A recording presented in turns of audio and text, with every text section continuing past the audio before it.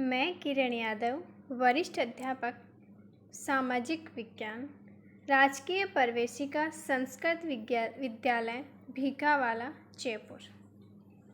मैं कक्षा 10 सामाजिक विज्ञान की इतिहास की पाठ्य पुस्तक का अध्ययन करवाऊंगी और उस पुस्तक का नाम है भारत और समकालीन विश्व 2।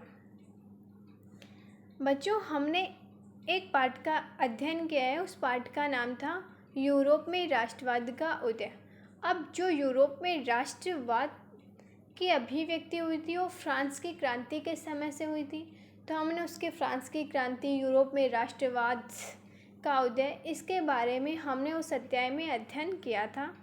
अब हम अध्ययन करेंगे कि भारत में जो राष्ट्रवाद है उस राष्ट्रवाद का उदय कैसे हुआ। हम अब देखते हैं कि भारत में राष्ट्रवाद का अध्ययन कैसे हुआ। बच्चों, मैं आपको भारत में राष्ट्रवाद के उदय के बारे में अच्छे से समझाऊंगी। समझने की कोशिश करना कि भारत में राष्ट्रवाद का उदय कैसे हुआ। हम इसमें भारतीय इतिहास का रूप बहुत ही बड़ा है। अंग्रेजी शासन से पहले भारत एक शक्तिशाली और विकसित देश था। कि कहा जाता है कि भारत में जब अंग्रेज शासन स्थापित हुआ था उससे पहले एक शक्तिशाली और विकसित देश था। उस समय था जब भारत गुप्त साम्राज्य, दिल्ली सल्तनत आदि का शासन था। परंतु ब्रिटिश सरकार ईस्ट इंडिया कंपनी बनकर आई और आर्मी बढ़ाने लग गई। देखो, जो ब्रिटिश शासन व्यवस्था यहाँ स्थापित हुई उससे पहले एक कंपनी आई थी, ब्रिटिश ईस्ट इंडिया कंपनी आई थी 1600 ईस्वी में। वो यहाँ व्यापार करने के मकसद से आई थी और धीरे धीरे व्यापार करते करते ईस्ट इंडिया कंपनी ने भारत के क्षेत्र पर क्या करने लग गए, अपना साम्राज्य स्थापित करने लग गए। सबसे पहले मतलब जो ईस्ट इंडिया कंपनी थी इसने सबसे पहले प्लासी का युद्ध करके जो बंगाल क्षेत्र था ना, उस बंगाल क्षेत्र पर अपना अधिकार किया, जिससे ब्रिटिश राज स्थापित हो गया। परंतु आज वर्तमान में भारत क्या है, स्वतंत्र है। और भारत स्वतंत्र कब हुआ था? 15 अगस्त 1947 को। हम इस अध्याय में पढ़ेंगे 1922 के दशक के आगे भारत में स्वतंत्र आंदोलन के समय क्या क्या हुआ था, कब, क्या और कैसे हुआ, इन सब का अध्ययन इस अध्याय में हम करेंगे। सबसे पहले हम इस अध्याय में अध्ययन करेंगे प्रथम विश्व युद्ध और असहयोग आंदोलन। कौन सा? प्रथम विश्व युद्ध और खिलाफत और असहयोग आंदोलन। हम सबसे पहले देखने की कोशिश करेंगे कि प्रथम विश्व युद्ध कब हुआ और इस प्रथम विश्व युद्ध का भारत पर क्या असर हुआ, कि प्रथम विश्व युद्ध के भारत पर क्या प्रभाव पड़े। कि प्रथम विश्व युद्ध की शुरुआत 1914 में हुई थी। इस समय भारत पर अंग्रेजों का आधिपत्य था और अंग्रेजों ने भी प्रथम विश्व युद्ध में भाग लिया था। अब प्रथम विश्व युद्ध में भाग लेने के कारण अंग्रेजों का जो रक्षा व्यय का खर्च का भारी इजाफा हुआ। अब इस भारी खर्च की भरपाई करने के लिए अंग्रेजों ने कर्ज लिए। कहाँ से? भारत से कर्ज लिया इस खर्च की भरपाई करने के लिए, और कर्ज में करों में वृद्धि कर दी। करों में वृद्धि करके वह सीमा शुल्क बढ़ाया गया और आयकर प्रारंभ किया गया। इससे भारतीयों को बहुत सारी समस्याओं का सामना करना पड़ा और युद्ध के दौरान जो कीमत थी उन कीमतों में तेजी से बढ़ गई। कब से कब तक? 1913 से 1918 के बीच कीमतें 2 गुनी हो गई। मतलब किसी वस्तु की 2 रुपये तो कीमत कितनी हो गई? बढ़ के 4 रुपये हो गई। ऐसे कीमतों में क्या हो गई? वृद्धि हो गई। और गांवों में सिपाहियों को जबरन भर्ती करवाया गया। जबरन भर्ती का मतलब है इस प्रक्रिया में जो अंग्रेज थे ना, भारत के लोगों को जबरदस्ती सेना में, जो सेना थी उसमें भर्ती कर लेते थे कि ज़बरदस्ती कि आप सेना में सम्मिलित हो। ऐसे जो सिपाही बनाने लगे गांव के लोगों को ज़बरदस्ती। उसी समय क्या हो गई, भारत में फसल भी बर्बाद हो गई। कब से कब? 1918 से 19 और 1920 से 21 के मध्य। अब फसल बर्बाद होने से खाद्य सामग्री थी उसमें कमी आ गई और उसी समय एक महामारी फैली। वो महामारी थी फ्लू की महामारी। कौन सी महामारी? फ्लू महामारी फैली। इस महामारी के कारण और खाने की सामग्री में कमी के कारण 120 से 30 लोग क्या हो गए? मारे गए। अब ये 120 से 30 लोग मारे गए। 1921 की जनगणना के आधार पर हम ये बता रहे हैं कि उस समय खाद्यान्नों के अभाव और इस महामारी के कारण इतने लोग मारे गए। अब लोगों को ये उम्मीद थी कि जैसे ही विश्व युद्ध समाप्त होगा तो क्या हो गया, हमारी मुसीबतें कम होंगी, लेकिन ऐसा नहीं हुआ।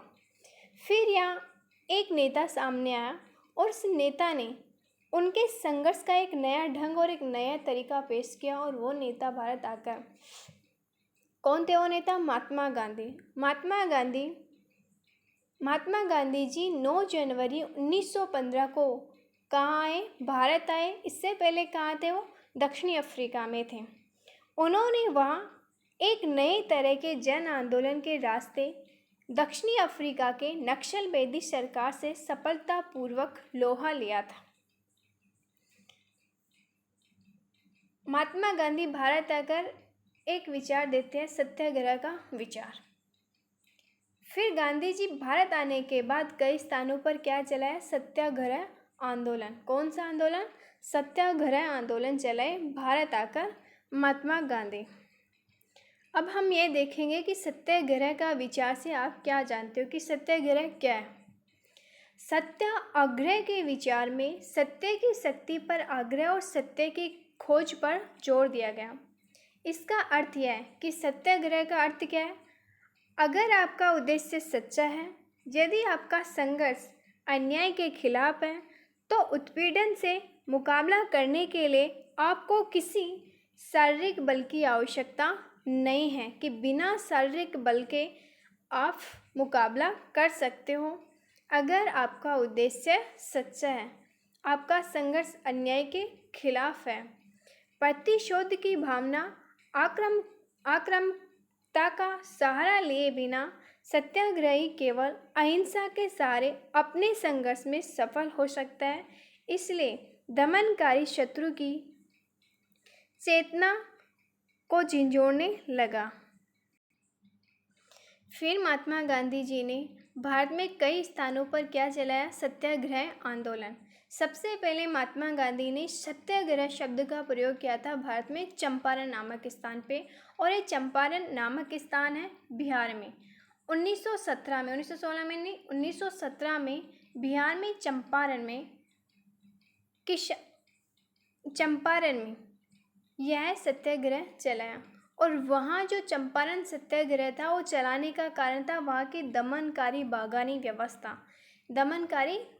व्यवस्था के जो बागान थे उस क्षेत्र में जितने भी लोग रहते थे उन लोगों को ये कहा गया, एक एक्ट बनाया गया कि आप यहाँ से बिना अनुमति को न तो बाहर जाएंगे और न ही बिना अनुमति के अंदर जाओगे, कि यहाँ अनुमति लेने के बाद ये अंदर और बाहर जा सकते हो। इस दमनकारी बागानी व्यवस्था के खिलाफ चंपारण में ये सत्याग्रह आंदोलन चलाया गया था। फिर महात्मा गांधी जी गए खेड़ा जिले में, खेड़ा सत्याग्रह चलाने के लिए। अब खेड़ा नामक स्थान का है गुजरात में। अब ये खेड़ा सत्याग्रह चलाया गया था 1917 में। अब ये खेड़ा सत्याग्रह क्यों चलाया गया था? जो लगान थी उन लगानों को कम करने के लिए, ढीले करने के लिए। ऐसा क्यों? क्योंकि किसान उस समय 1917 में खेड़ा नामक स्थान पे फसल खराब हो गई और फ्लू महामारी फैल गई। इस कारण किसान लगान चुकाने की हालत में नहीं थे, कि किसानों के पास इतना पैसा या इतनी लगानें नहीं थी कि वो लगान चुका सके। अब इन नहीं चुकाने पर कि हम वो इस हालत में थे ही नहीं कि हम लगान चुका सकें, तो उन्होंने ये आंदोलन चलाया अपनी लगानों को लगान वसूली को कम करने के लिए।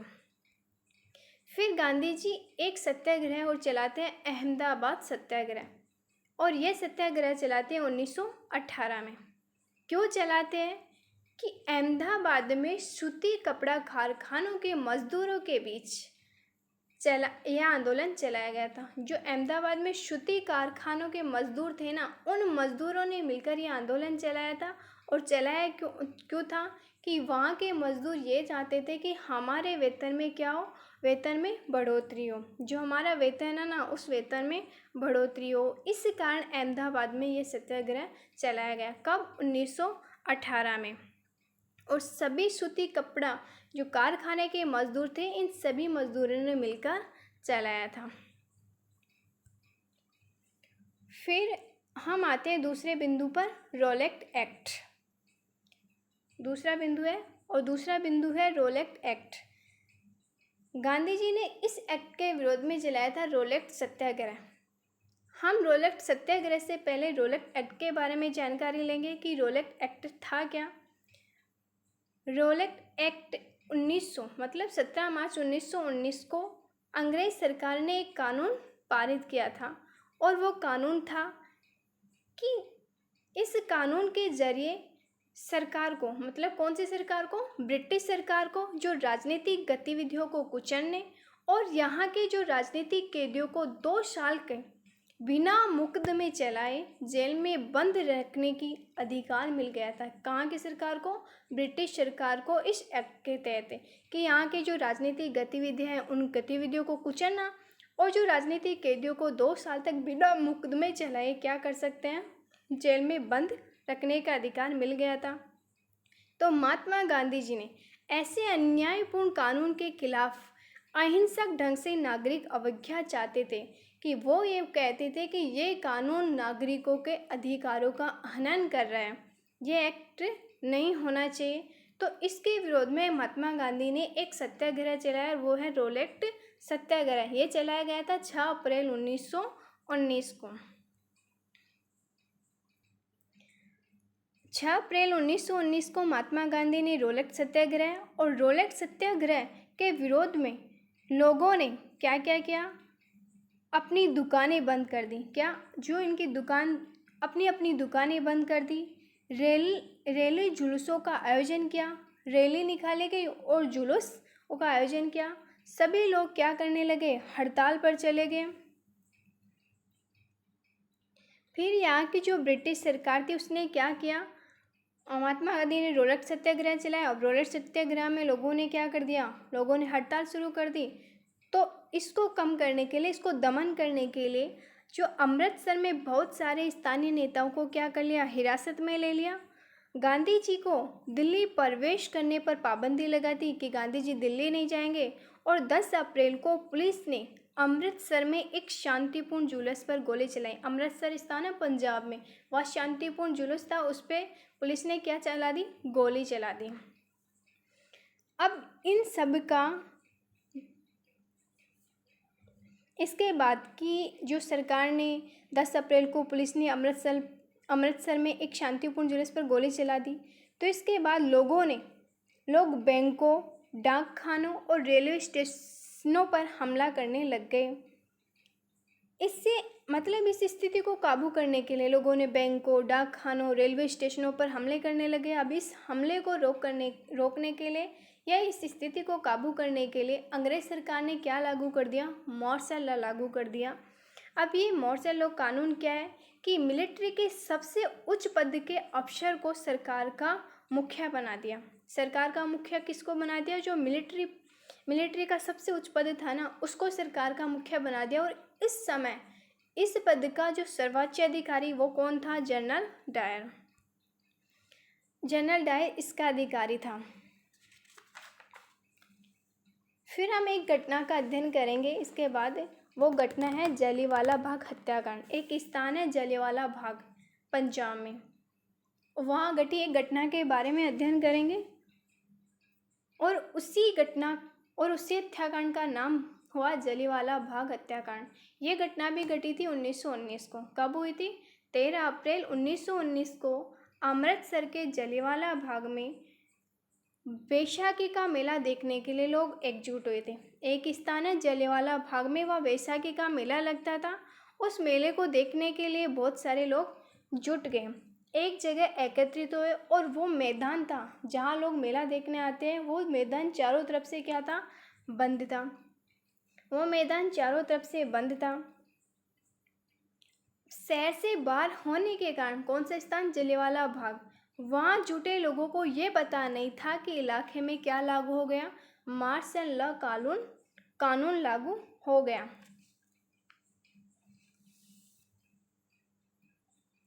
और वहाँ जनरल डायर आकर जो इस मैदान से बाहर निकलने के जितने भी रास्ते थे, उन सारे रास्तों को सबसे पहले बंद किया। और बंद करने के बाद उसके बाद वहाँ के सिपाहियों ने जो भीड़ थी, उस भीड़ पर क्या चला दी? अंधाधुंध गोली चला दी। गोली चलाने पर वहाँ बहुत सारे लोग मारे गए, सैकड़ों लोग मारे गए। अंग्रेजों का ऐसा करने का मकसद था कि उनका डर भारतीयों पर कायम रहे, ताकि भविष्य में कभी विरोध ना हो सके, भारतीय दोबारा ऐसा विरोध ना करें। इस डर को कायम रखने के लिए अंग्रेज सरकार ने ऐसा किया।